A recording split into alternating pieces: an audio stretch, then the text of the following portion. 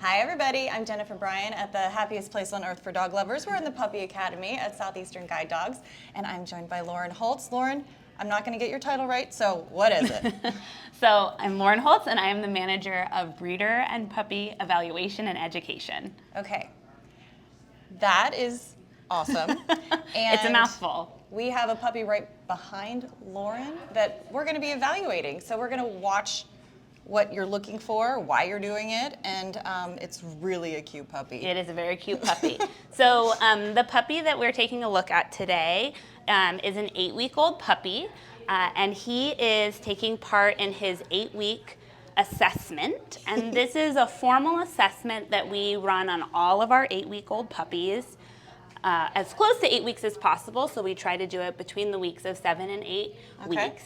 And like I said, it's a standardized assessment. So everything in this room is set up very specifically and purposefully, and it will be set up the same way when we do this for another puppy, like his sibling, or even next week if we were taking a look at a different litter, the room will be set up the same way. So it's a standardized assessment. So walk me through some of the things that are in there. Tell me why they're there. What do you get out of it? Yeah, so right now this puppy is doing what we call the explore. So he's allowed to have a minute to explore the space. And what we're looking at right now is how does this puppy interact with their environment, and when left alone in a new space, how do they handle that potentially stressful situation, because it's hard to be left alone in a space, in a new space too. So we're assessing how does this puppy handle being in a novel location. Okay, so now we have somebody coming in. Yeah, so now Kevin, who's one of our canine care technicians who is trained to handle during this assessment, is going to enter the space. So the first thing we're going to take a look at is how does this puppy engage with a stranger or somebody new coming into the space. Looks pretty happy. Yeah, so he'll get a score. The puppy will get a score for that he does not have any fear of strangers, and that he's very interested in the new person entering the space. So we will score this puppy and all of our puppies. So when we do these 8-week assessments, we score using something called the BCL, which is the behavior checklist. And it is a checklist of behaviors that we will go through during this assessment, and the puppy will get a score of either absent all the way up to severe. And those are specifically looking at how does the puppy respond to potentially stressful stimuli. And that's what this is really all about. What we want to know before our puppies go onto puppy program and with their puppy raiser is how does this puppy handle the world? How do they engage with different stimuli? So just now, Kevin moved across the room. The puppy came with him, so we know that this puppy is really engaged with the handler, and you can see this puppy is looking to Kevin. Right in front of us is a little fan. That's what Kevin's showing this puppy right now. So the fan just turned on. And what we want to see is, does this puppy avoid the fan? Is that new stimuli? How does the puppy engage with that? Are they avoidant? Are they interested? Are they a little unsure but need handler support to get over it? And in this case, the puppy was just like, oh, that's something new, and then moved on. And that's what we want. With his nose. He kind of was like, what's this? That's what we want to see. So we want our puppies to be engaged and looking at novelty as a potential for reinforcement and actually goodness in their life. We don't want them to be fearful of novelty. So now Kevin's going to try to see if this puppy wants to walk over the stairs. So two things are happening right now that we're going to take a look at, which is one, when asked to do something a little different, is this puppy able to work with the handler to accomplish that? Or, not or. And does this puppy able to walk over the stairs as an object? So fear of stairs is something that we are wanting to keep track of for data purposes. And so we can see that this puppy happily walked over the steps and now is going through the tunnel. So that's our tight space. So the puppy is not showing any fear of tight spaces. So the puppy will get a score of absent for tight spaces. And then now Kevin's having the puppy walk over some underfootings. And underfootings is not a real word, but it's a very real word in the guide dog world and the assistance dog world, because our dogs are going out in public and they are going to be asked to walk over a variety of different surfaces, whether that's a ground hole or a manhole cover in the middle of the street, grates and things like the domes, truncated domes at crosswalks, and we want to know that our guide dogs are able to walk over those surfaces without problem. So that puppy showed no concern with that. And now they have just turned on, I don't know if you can hear, they'll do it one more time. They turn on the vacuum. So that's a loud noise, and we want to see how does the puppy respond to that. So in this case, the puppy went up the first time, and then again when the vacuum turned on, he was happy to go up and explore with Kevin. And his ears, he looks curious. He's got that curious face. You can see one of the things that we're looking at to give them these scores for these different stimuli, we're reading their body language. So what we're really looking for is this puppy loose?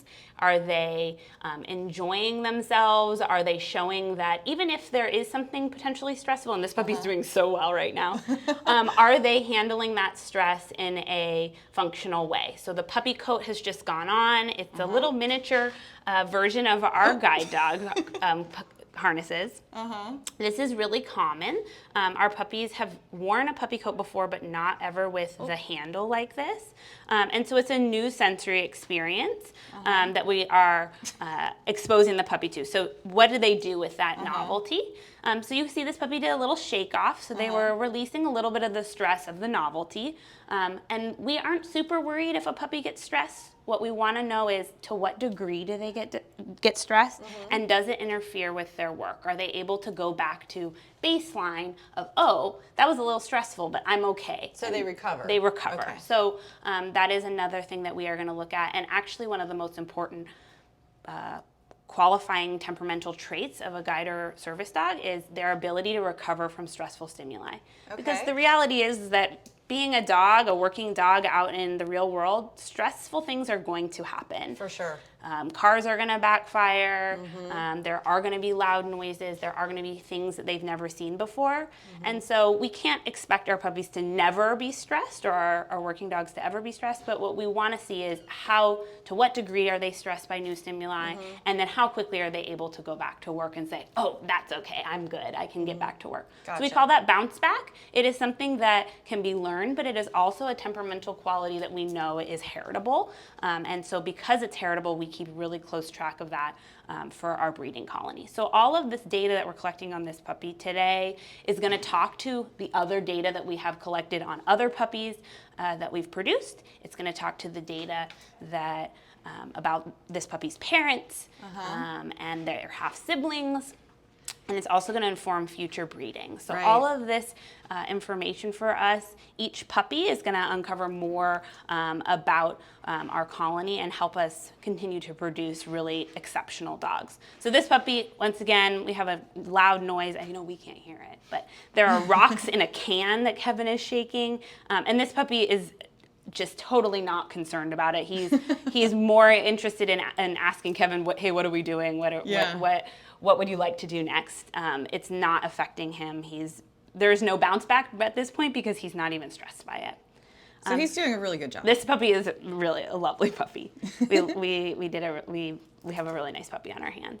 And so the other piece of this is that this puppy will also we will be able to give considerations to our puppy raising services department about the type of environment and type of raiser that this puppy would benefit from. Okay. So if it's a higher energy puppy, maybe that would be a better fit for a more on the go family. Okay. A more chilled, laid back, lower energy puppy, that might be better for a first time raiser. Okay.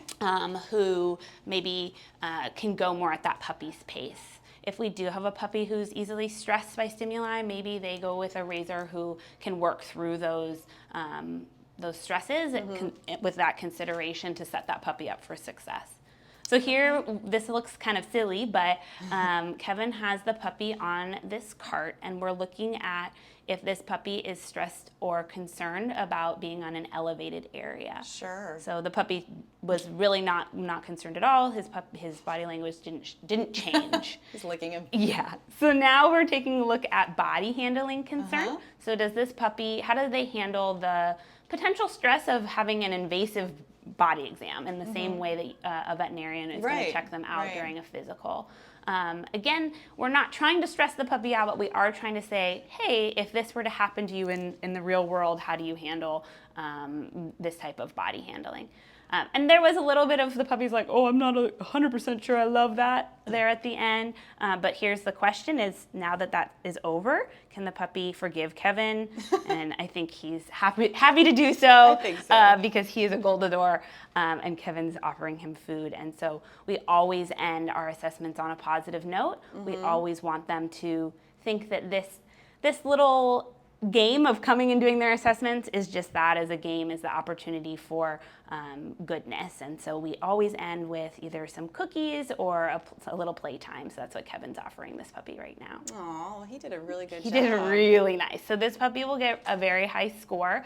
You'll notice down here off to your left, we have Liz Rote, and she is our puppy education and assessment specialist, and she is scoring this puppy on our BCL, our behavior checklist. So it is our data and record keeping on this puppy's assessment. And this information also will, like I said, talk to the data about this puppy in a year's time when they come back for their formal adult temperament test. Very cool. Yeah. Well, Lauren, this is great. Yeah. It's so interesting to see what all goes into it. Yeah. No, this puppy, I would say, has a bright future ahead. And now that we know a little bit more about this puppy, we can make sure that he is set up for success and that his journey forward in our puppy raising program is bright, and that we can kind of continue to make the most of our early puppy education curriculum that we do here in Puppy Academy, and that is going to take him forward into our puppy raising program. So whoever is the puppy raiser who is going to receive that puppy is in for a real treat. In for a treat. Yeah. And we always need puppy raisers. Yes. We're heavily recruiting puppy raisers right now. Yeah. You can raise with a partner. There's lots of different options. So visit our website, guidedogs.org, and go to the puppy raising page and read all about it, and you can take one of these little guys home. Yeah.